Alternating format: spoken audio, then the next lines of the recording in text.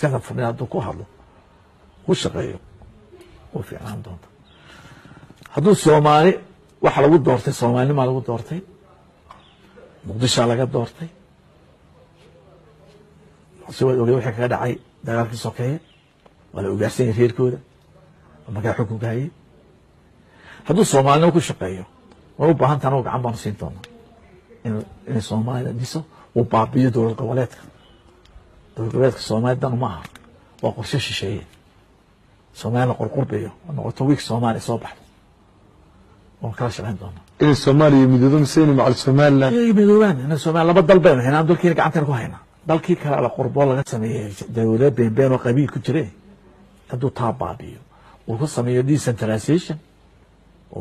maamulka daadajiyo uu governatorial sida Kenya oo kale county uu sameeyo ka sameeyo recharge noqon doonto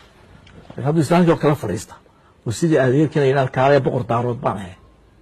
oo hadda la arka daaroodkii oo haddana si maxamed siyaad bara darajooyinkiisa oo dadka la laayay dee waa laga saaray waa muqdisho meeshii daaroodnimada iyo buraanburkii aan waalanay islaamid baa koofida weyn ayaan buraanburanay siyaas foodka Soomaaliya siisa Soomaalida ku shaqeey anagoo dalkayga waan haysanaay hadoo leeyahay af wanaagsan oo laba dalo isku tagay si lixdankii baan taaganahay hagaajiyo aan isku nimaado aan warqad fiican kala qaadan laba wadan oo walaala ah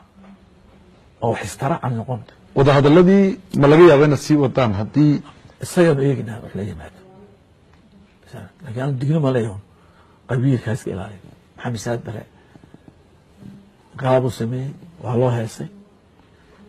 ولا اسكرب تاعي اسماعيل العرب كوربا اسكرب تاعي وديساي عمر عرطو خارجي ادو كسو خيري الى عرب تجي طليا دارودي بو يلي حبد بو يليني اسكو كخير خيري دارودي لا دحاي هدو waxa soo ka wado muqsoo bilgan doonta wala sidii taktarta ka boodi doon ay baan muqsoo ana wax leenahay waa ilaalin asaasan daawana laakiin anu gacan si waa wanaagsanahay laakiin هالسلامي هي برابركي